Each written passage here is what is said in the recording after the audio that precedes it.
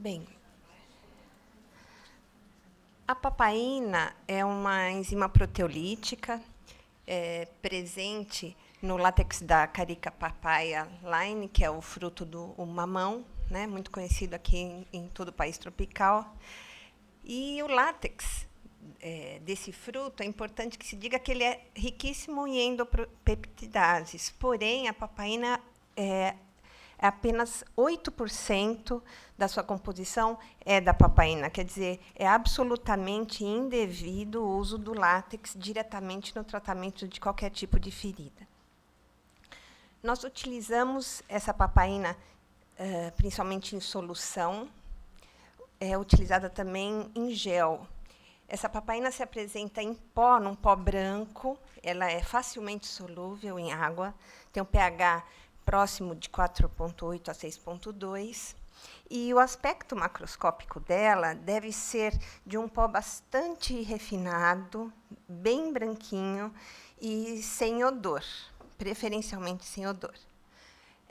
Quando vocês estiverem manuseando um pó que tem um odor forte, isso já é um indício de degradação do sítio ativo dela. E por quê? Quando a gente conhece um pouco a forma estrutural dela, por isso é importante a gente conhecer um pouquinho das características da sua molécula, a gente entende por que alguns lotes de papaína chegam com um odor muito desagradável. Ela é uma cadeia única polipeptídica, retorcida, e que tem uma fenda no meio onde fica o seu sítio ativo. É o que aquele desenho esquemático tenta mostrar para vocês. Nesse sítio ativo, ele é composto por cisteína, por um grupo sulfidrila e pontes de disulfeto que estruturam e que seguram, estabilizam o seu sítio ativo. Só que ele é muito fácil de ser quebrado. Essas pontes de disulfeto, quando elas são quebradas, é que fragiliza, expõe a cisteína, libera o enxofre, né, e é isso que dá aquele odor desagradável. E as substâncias que conseguem fazer isso, desestruturar essa molécula, são as que têm no seu composto oxigênio, ferro e iodo. Há várias aplicações para a papaína. Ela é muito utilizada na indústria de alimentos, na fabricação de couro, na indústria cosmética. E tem algumas aplicações na indústria cosmética até bastante interessantes. Ela não só é um bom esfoliante, porque favorece a limpeza das células mortas depositadas no extrato córneo, mas, principalmente, ela desenvelopa os corneócitos, porque ela compete com a transglutaminase. E isso, para a indústria cosmética, é muito interessante, porque favorece a absorção de outros elementos que você queira que sejam absorvíveis pela pele. E na indústria farmacêutica, ela já é há muitas décadas utilizada como digestivo, como prevenção de aderências abdominais, porque ela é fibrinolítica, e coadjuvante no tratamento de infecções, especialmente de vísceras, porque, devido à sua ação anti-inflamatória, ela auxilia, favorece a absorção antibiótica no local do uso dela. Isso, inclusive, a gente visualiza também no tratamento de feridas. Bem, e nesta área, que é o que nos interessa aqui neste fórum, no uso no tratamento de feridas, ela tem algumas ações bastante interessantes. O mais conhecido é o efeito desbridante dela, mas a gente utiliza em todas as fases da cicatrização. Por quê? Bom, primeiramente, de fato, ela é um desbridante muito rápido e seletivo. Então, é um mito achar que a papaína vai lesionar o tecido vivo, a margem da lesão. Isso é um mito. Nós temos antiproteases no nosso tecido saudável que inativam totalmente a papaína.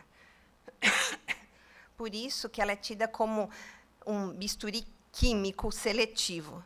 Então, ela, de fato, consegue desbridar os tecidos sem agredir o tecido são. Nós já utilizamos, para vocês terem ideia, nós já utilizamos em lavagem vesical, em crianças com fístula vesicocutânea, temos um trabalho no IBCC durante mastectomia na tentativa de diminuição daquele seroma. Então, nós já utilizamos indecências evisceradas, assim, com exposição de pele de órgãos nobres. Então, assim, de fato, isso é um mito que tem que ser vencido. Uma característica interessante é que ela produz uma cicatriz com maior força têncil. Tem um trabalho bem interessante que mostra o resultado dessa experiência. E por que ela faz isso? Pelo mesmo motivo que cirurgiões plásticos gostam muito da papaína. Ela produz uma massa cicatricial esteticamente mais perfeita.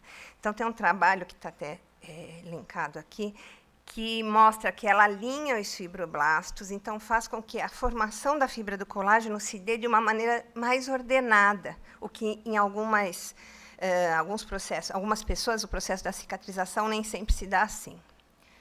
Mas eu acho que, sem dúvida nenhuma, o que faz dessa enzima ser uma ótima ferramenta para aquele profissional que lida com pacientes portadores de lesão é que ela mexe totalmente no leito da ferida, né? Então, hoje, aqui de manhã, já foi muito falado sobre isso. O Dr. Felipe falou da importância que é isso. E é o que mais, no mundo todo, hoje, esse é o desafio. Nós ajustarmos esse leito para que o organismo... E controlarmos, né,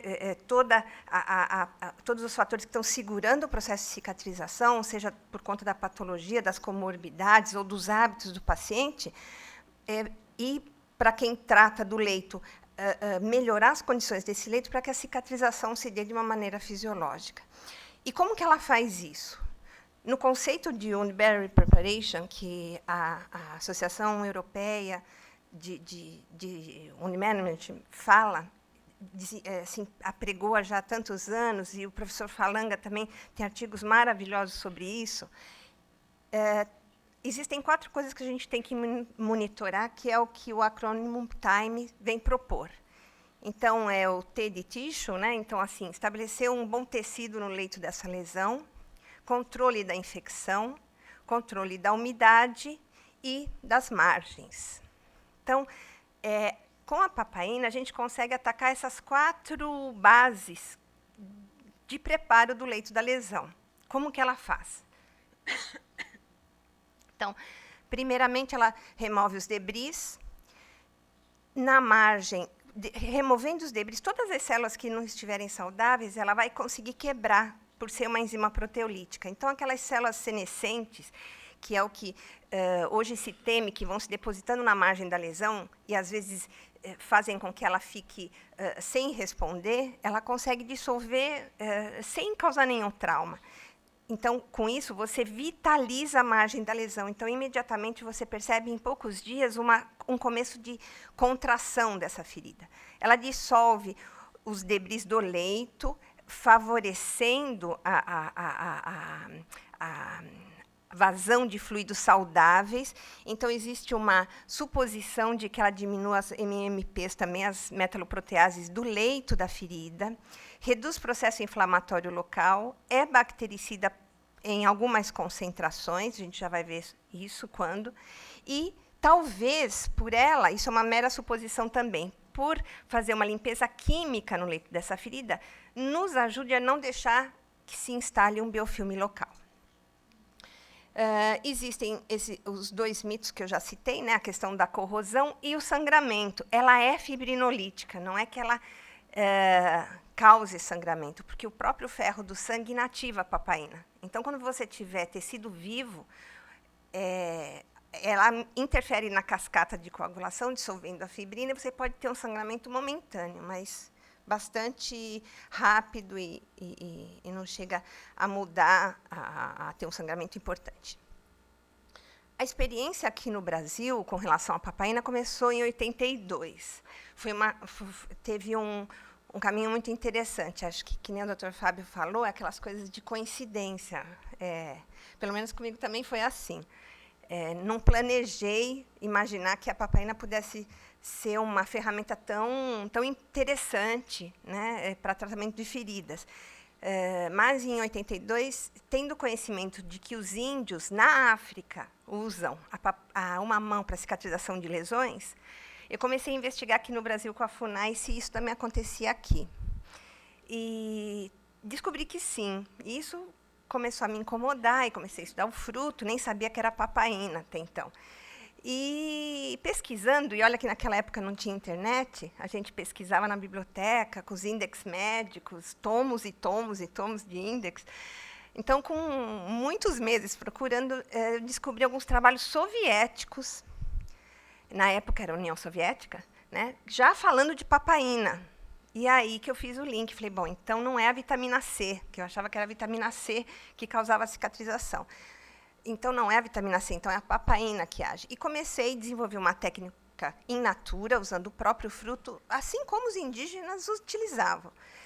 E fui usando empiricamente e obtendo resultados surpreendentes, até porque o extrato, né, a celulose que tem no fruto, porque tem que se usar com ela verde, né, é muito interessante como na interface, assim, como contato com a ferida. Bom, e aí foram anos estudando e aí nós chegamos a concluir um trabalho que chegou a ser premiado aqui no Rio de Janeiro, por sinal, e que me estimulou a fazer um trabalho mais sério, que depois foi objeto de estudo da minha tese de mestrado. Nesse ínterim, um pouquinho antes da tese, eu tive a oportunidade de levar os meus dados para um evento importante nos Estados Unidos, no AAWC, quando, assim, uma apresentação muito gratificante para mim. E, a partir daí, assim, existem muitos trabalhos sobre essa enzima e que vieram coroar essa enzima como um produto interessante para quem trata de lesões. Eu gostaria de apontar dois trabalhos muito especiais, que é o da professora Noemi Rogensky, que estudou síndrome de Fournier com o uso da papaína, e a Vânia Coutinho, que é daqui do Rio de Janeiro, que desenvolveu uma papaína associada com silicato de magnésio com excelentes resultados. É do HU. Isso, a Noemi é do HU. Um encanto de pessoa, por sinal. Nós estudamos o processo de cicatrização em 3 tipos de lesões: úlceras diabéticas, de pressão e venosas, né? Escolhi esses 3 grupos pelo grande sofrimento que essas úlceras trazem para as pessoas que as portam, e pelos elevados índices de incidência e prevalência aqui no mundo todo, é assim, pelo longo tempo de tratamento e pelos custos enormes que se dedica a isso. Eu tive vários objetivos na monografia, só vou trazer rapidamente aqui este que eu achei mais interessante, onde eu comparo a evolução das feridas no 1º, 7º, 14º e 28º dias com relação a algumas características. Foi um estudo de 15 anos, acompanhamos 118, na verdade, a gente acompanhou mais de 700 pacientes com papaína nesses 15 anos, mas, como foi um estudo retrospectivo, muitos perderam entre os critérios de elegibilidade, infelizmente, mas ficamos com 118, numa distribuição igualitária nos 3 tipos. Como eu disse, ela é utilizada em pó. O profissional pode preparar a solução à beira do leito, dissolvendo simplesmente. Nós utilizamos um frasquinho de urocultura, por ser estéril e de fácil descarte, diluindo com soro fisiológico. Mas ele já está na literatura amplamente já divulgado como manuseá-lo em gel, para que ele possa ter um bom resultado. E ficar mais prático também para o pessoal que executa os curativos. Nesta figura, eu apresento a evolução nesses 28 dias, nos 3 grupos somados, daquelas 3 lesões, o tecido de necrose, de granulação e de epitelização. Então, a gente observa que até o 14º dia, a gente praticamente inverte, né? A minoria das lesões ainda tem necrose e quase que a totalidade delas com presença de granulação e epitelização.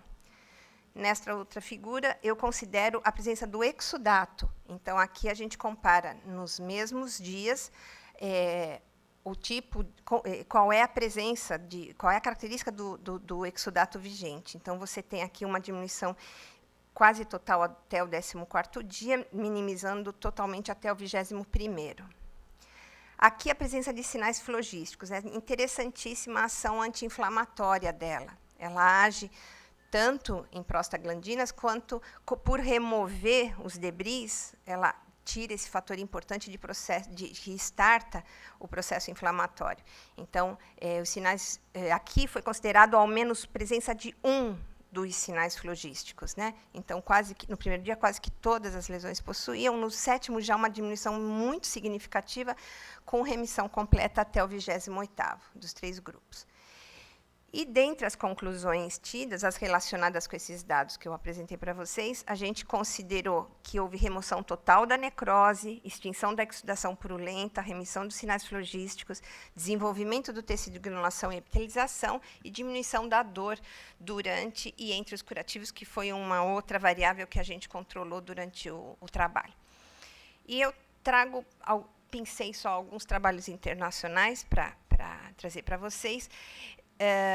Esse daqui é de uma revista importante da ONDS, onde esses autores, falando daquele conceito de Wound Bed Preparation, ele está falando exatamente do desbridamento. Então, ele considera os 4 tipos de desbridamento principais. E, entre eles, ele destaca o uso da papaína, colocando que não interfere na síntese de colágeno. Lá nos Estados Unidos, até agora, eles usavam a papaína sempre associada à ureia. A gente não entende muito bem isso aqui, porque eu desenvolvi toda a minha tese ligada ao pessoal da enzimiologia lá da USP. E o nosso trabalho acabou startando uma série de estudos para desenvolvimento de uma fórmula manipulada dela, industrializada, né? E ela por ser muito sensível, ela não é comercialmente interessante, porque ela se quebra muito fácil. E eles chegaram à conclusão aqui no Brasil que para ser ativa, deveria ser em gel. E lá nos Estados Unidos, eles usavam até 2008 em creme. Eu nunca entendi isso muito bem, mas, de fato, a ureia, ela desnatura, ela amolece a proteína morta, o que favoreceria a ação da papaína. Tá, já estou concluindo. Esse outro trabalho, já de 2008, muito interessante, da USP de Ribeirão, eles analisaram a ação bactericida do gel da papaína. E o resultado final é de que apenas a 10% que ela tem essa ação se mostrou efetiva como antimicrobiana, 10% para inibir Staphylococcus aureus e Pseudomonas aeruginosa. Mas não há evidência desses resultados em vivo. Né? Isso é muito diferente. Então, eu não gosto de não se transpõe dados in vitro, em vivo, assim, com segurança. É uma referência.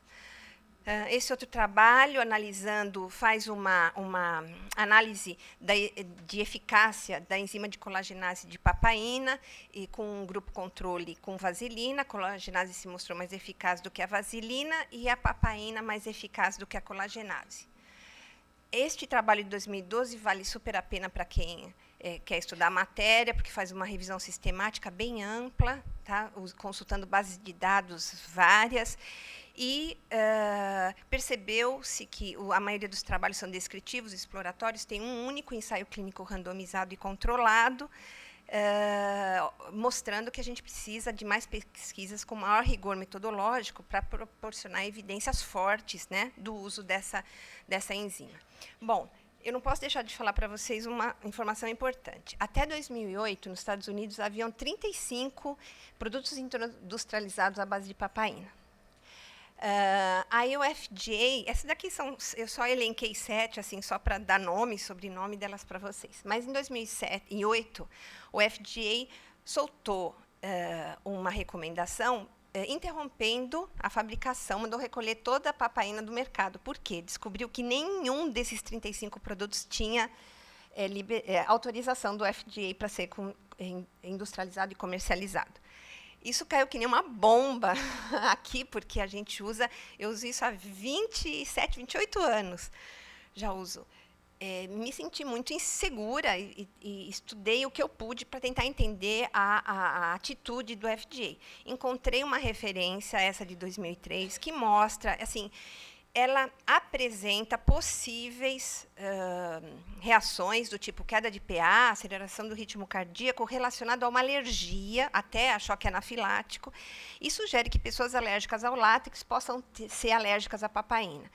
Imediatamente, através da sociedade, eu fiz contatos com todas as pessoas, Noemi Rogensky, a Vânia Coutinho aqui do Rio, e outras pessoas que eu sei que usam muito a papaína, para tentar entender isso. E o ano seguinte, em 2009, a Bárbara Bates esteve lá na USP num evento super importante. Eu conversei pessoalmente com ela e até publicamente ela falou: olha, no meu país retiraram essa alternativa, né? Como eu sempre falo, é só uma ferramenta para cicatrização, mas eu lamento muito. Ela falou: se eu pudesse, eu continuaria utilizando até hoje. O que a gente fez? Então, nós levantamos toda a bibliografia e a Sobend e a Sobest lançaram uma recomendação que está no site das sociedades, disponível para vocês, para qualquer um. Obviamente, por serem sociedades de enfermeiros, nós nos reportamos a enfermeiros, mas são recomendações para qualquer profissional que esteja cuidando de ferida. Nossa posição é de que todas as pessoas estejam atentas à reação cruzada, que nós incluamos no protocolo essa pergunta sobre alergia a látex, e que se alguém perceber alguma reação, que comunique, né? Que nós estejamos em contato com o farmacêutico responsável pela compra dessa enzima, porque isso sim é importante. É uma enzima que não é industrializada, você compra a matéria-prima pura. E, infelizmente, existem farmácias de manipulação que não têm um rigor tão rígido com relação à qualidade, prazo de validade. Então, estejam atentos às características do pó que vocês estão usando. Exijam de quem faz a compra o laudo, a certificação, a data de validade em documento. Isso sim é uma coisa bastante importante. E que aqui e que se use exclusivamente o que está na literatura, porque na literatura brasileira só se usa em gel ou em solução. Nós não recomendamos em creme. Nenhum farmacêutico fez um estudo que justifique o uso em creme. Isso sim é uma realidade. E nós entendemos humildemente de que talvez essa atitude tenha sido pelo exagero, enfim, pela não consideração dessas empresas terem solicitado a autorização do FDA. Eu não tenho tempo, acho que, para apresentar os casos, né? Claro. Aqui só alguns casos rápidos que nós acompanhamos. A primeira foto, infelizmente, primeiro dia deste caso, essa lesão era totalmente recoberta por necrose. Infelizmente, ela não foi aproveitável, estava totalmente desfocada.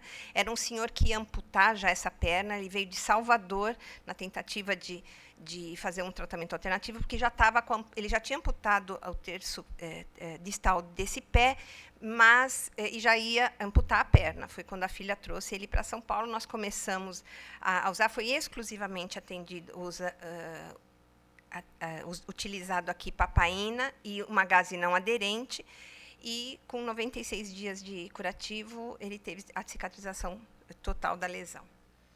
Este é um caso grave de um rapaz que politraumatizado, teve perda de massa encefálica, ficou em tração cervical muito tempo no leito, e ainda dentro da UTI abriu essa úlcera por pressão gigantesca. A gente pode observar que a lesão, no primeiro momento, aumenta demais de diâmetro, por conta que era exatamente o tecido necrótico que segurava as margens dela, né? E com 122 dias obtivemos essa limpeza na última foto. Ele veio a óbito logo depois, mas a gente consegue observar uma margem já de tecido epitelial. Enfim, teve um processo cicatricial até bastante rápido. E apontar para vocês que acho que é um produto interessante, porque pode ser utilizado em solução e vai auxiliá-los muito em lesões de difícil abordagem. Eu tenho um caso aqui, esse primeiro caso, que é de 10 semanas, é uma cirurgia de rompimento do tendão de Aquiles, onde o ortopedista me encaminhou o paciente com esse aspecto. Então, assim, o médico não queria abrir tudo. Nós tínhamos algumas áreas de cicatrização intercaladas por áreas de deiscência, e tudo isso descolado e se comunicava. Então, com um catéterzinho, com a solução de papaína, a gente conseguia lavar, e com 10 semanas tivemos ele não precisou de nova intervenção, conseguiu uma cicatrização completa. Esse caso aqui do meio também foi uma deiscência parcial, com uma tunelização importante também, evoluiu super bem. Depois, eu só acompanhei até 4 semanas, depois ele voltou para o estado dele de origem, e aqui é uma cirurgia ortopédica também com o mesmo aspecto. Então, é interessante que ela seja entendida como um produto que pode auxiliar nesse tipo de procedimento de curativo também. Obrigada, desculpa pelo horário.